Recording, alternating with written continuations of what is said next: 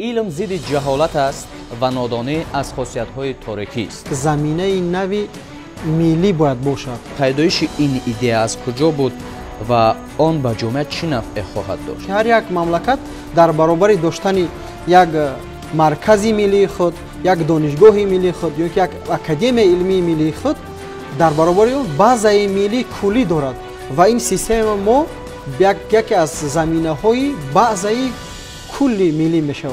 همین 20 ساله آموزش و رشد فن‌های طبیعت شناسی دقیق و ریاضی در ساحه علم و معارف آیا میتواند زمینه گذاری دریافت نابغه‌های تاجی گردد که شرف ملت ما را در عرصه بین المللی حمایت کند؟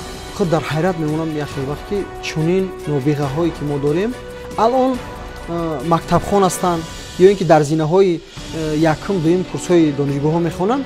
سیستم ساخته شما در قیاس با گوگل و یاندکس و دیگر سیستم‌های جستجویی چی سبکی‌ها می‌دهد برای خوانندگان؟ اصلا این کاری ما برنامه ما برای سبکی کلی ملت بود، زیرا که ملت امروز با واسطه زبان تاجیکی کار میکنن، خط مینویسن، یعنی که همکاری‌ها دارن و این اصلا زبان دولته و با این برتری داده باید بشود. البته علم یکی از شکل‌های مهم فرهنگ جامعه بوده، رشد آن عامل مهمترین نوسازی تمام ساحه‌های حیات انسان میباشد.